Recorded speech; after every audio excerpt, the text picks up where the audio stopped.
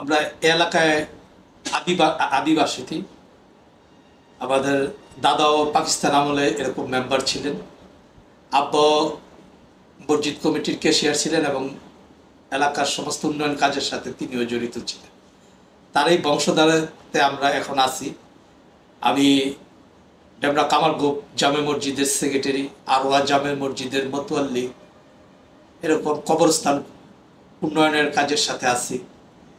বিশ্ববিদ্যালয়ে ডেমরা বিশ্ববিদ্যালয়ের সভাপতি আমার আপন ছোট ভাই।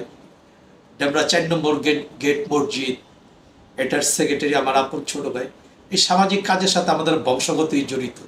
যদিও আমরা কোনো রাজনীতির সাথে আছি, যদিও কোনো চেয়ারম্যান, কমিশনার এরকম কোনো দায়িত্বের সাথে নাই, তবু আমরা এই কাজগুলো আমাদের উপার্জন থেকে, অর্থনৈতিক উপার্জন থেকে আমরা বছরে এই খাতে আমরা বহু অর্থ ব্যয় করি এলাকার মানুষের উন্নয়নের জন্য, এলাকার জন্য।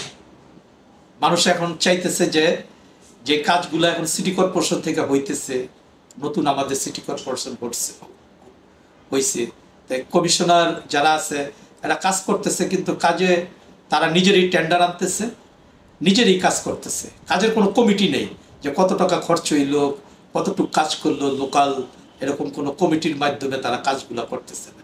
যদি সরকারিভাবে সম্পূর্ণ টাকাগুলোর সাথে পুরাপুরি লাগানো যায়, ঠিক আছে, তা কাজ আরো যা হয়েছে ইচ্ছা আরো উন্নত হবে এবং মানও অনেক ভালো হবে।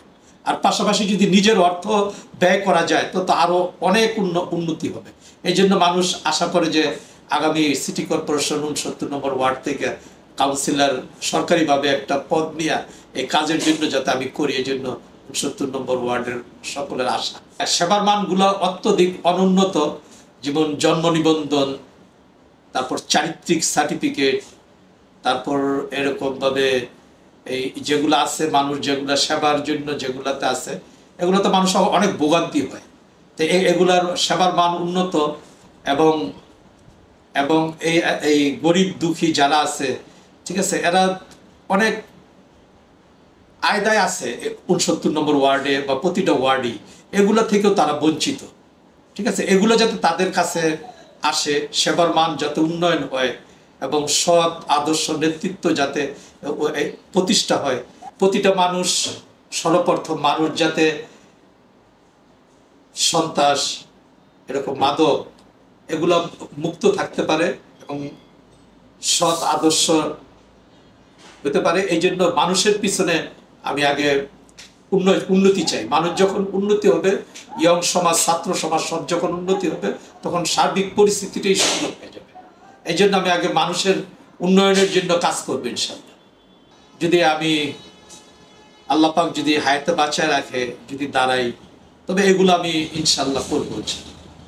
তাহলে কি আগামীতে 69 নং ওয়ার্ডবাসী আপনাকে জনপ্রতিনিধি হিসেবে, প্রার্থী হিসেবে পাচ্ছেন কিনা?